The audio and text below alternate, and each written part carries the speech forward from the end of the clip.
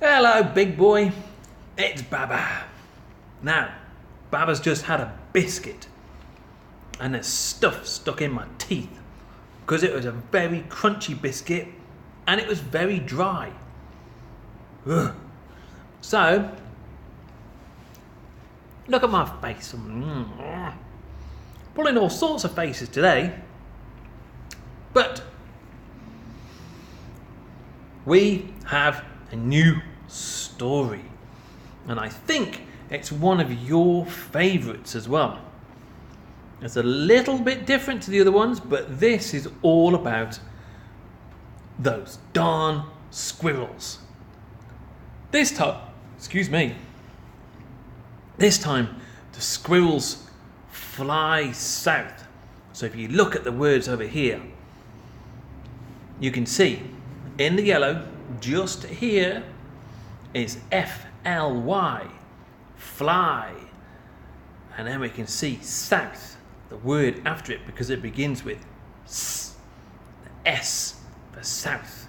And south, as you told me before, is going down the world, it's south. So we're going around and down the world. Those darn squirrels fly south. There are some words in here today that are new, or I think they're going to be new to you, and I'll explain what they are when we come to them, okay?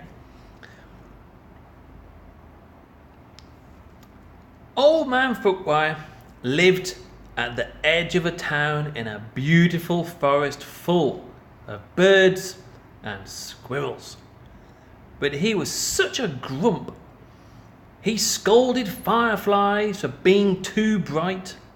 He yelled at clouds for being too fluffy. Oi, cloud, stop being so fluffy, he would say. And when the lilacs bloomed, he pinched his nose with a clothespin so he wouldn't have to smell their scent. Oh, what a grump. Even for a grump like Footwire, it had been a glorious summer. He spent most of his time painting the colourful birds that visited his backyard. Sometimes, by accident, he painted a squirrel. Other times, the squirrels painted themselves. Then Footwire would shake his old man fist and shout, "Those darn squirrels!" But now, it was autumn. The weather had turned crisp.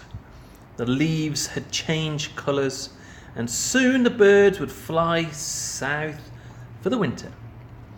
Footwire would have to endure the long, cold winter months alone.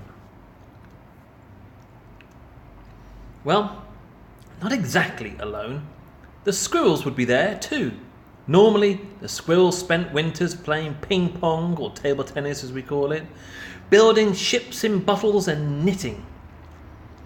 Do you know what knitting is? Ask Mama. But this year, they had other plans. They were curious about where the birds went for winter vacation. So they decided to follow them. Now, not many people know this, but squirrels have a very comprehensive understanding of aerodynamic engineering. And aerodynamic engineering to you and me means aeroplanes. And why a big thing like an aeroplane can take off and stay in the air. They built gyrocopters from pine cones. Ooh. They built gliders from leaves. Ooh. They even built a zeppelin from an old shopping bag. Can you see? Have a look closely. What do you think is making the zeppelin, the grocer bag over here, the shopping bag just there, lifting off the ground? You saw it in the museum a couple of weeks ago. That's right. The flame underneath, the hot air is lifting it up off the ground. When the first frost arrived, the bonga birds took off. followed by the baba birds and the yabba birds. They circled the house, waved goodbye at Footwire, and headed south. The flugel bird spent a few minutes scarfing up the last of the farfel seeds. Then he took off too. Footwire pouted as the sound of flapping wings faded into the distance. He turned to go inside and heard a rustling in the trees. A rustling followed by a whir, followed by a buzz. I wonder what's going on. It was the squirrels, launching their flying machines one by one. Some of the aircraft flew straighter than others, but eventually they all flew up and away from the harvest-coloured treetops and into the cool blue autumn air. The old man could hardly believe his eyes. "Great googly moogly," he said. "It's a whole flock of flying squirrels. My goodness." The squirrels followed the flugel bird for days. They flew through the night. They flew through the rain. They even flew through turbulence. What do you think turbulence is? It's all the wind. Finally, just as the squirrels thought they couldn't fly any longer, the flugel bird swooped down and landed gracefully on a beach. The squirrels landed with a crunch. The beach was so warm and beautiful, and the squirrels were so happy to be done flying, they decided to have a fiesta. A fiesta's a kind of party. They went swimming and ate mangoes with salt and lime. They played the marimba and danced the merengue. The party lasted all night long. Over the next few weeks, the squirrels made themselves right at home. There were many new plants to snack on. There were also many new birds to see. There were cocoa birds and kiki birds and caramba birds. There were too many birds to count. One of the birds reminded the squirrels of someone they knew. Which bird do you think it is, Mackenzie? Which bird looks like Old Man Footwire? Can you see him? Yes. Deep in the snowy woods, a strange noise woke Old Man Footwire from his nap. It was coming from the telephone. He was getting a call. When he picked up the receiver, the operator asked if he could accept the charges for a long-distance phone call from the village of Santa Vaca. Then there was a chattering on the line. "Those darn squirrels!" shouted Footwire. And you can see, just down there, Mackenzie, all the squirrels chattering into the phone. Silly squirrels.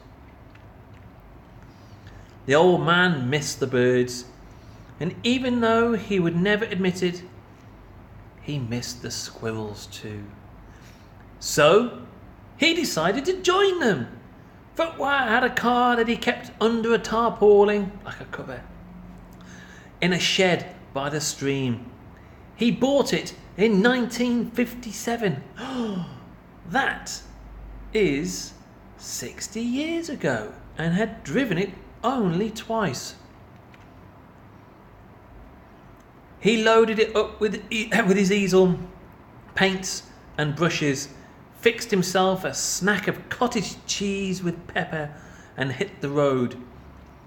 Then he drove 12 miles an hour all the way to Santa Vaca. The nice people behind him had plenty of time to admire his car. You can imagine them all on the horn. "Come on, Footwire, get a move on." Finally, Footwire arrived at the little village. He spotted the flugel bird flying overhead and followed him to the beach. When he got out of the car, the squirrels gave him a big hug. Maybe it was the nice weather. Maybe it was the beautiful scenery. Maybe it was the squirrels dancing in his pants. But for the first time in a very long time, the old man laughed. Look at his face. Soon Footwire set up his easel and began to paint the local birds. Dabba-doo-doo, sang the cocoa birds. Ba-da-bo-bo, sang the kiki bird. Footwire was overjoyed. The birds here were even more amazing than the birds back home, he explained. Harumph, muttered the flugel bird. The sun was very hot. Footwire sweated, but he kept on painting. Footwire sweltered, but he kept on painting. Then Footwire slumped forward, face first, into his painting. The squirrels dragged the old man into the shade and gave him some water. He was as red as a bonga bird. Oh no.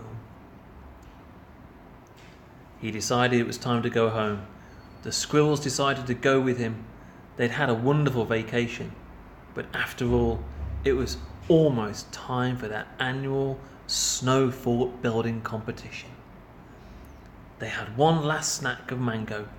Then Footwire waved goodbye to the birds and they all piled into the car. The trip back home was much quicker for them all.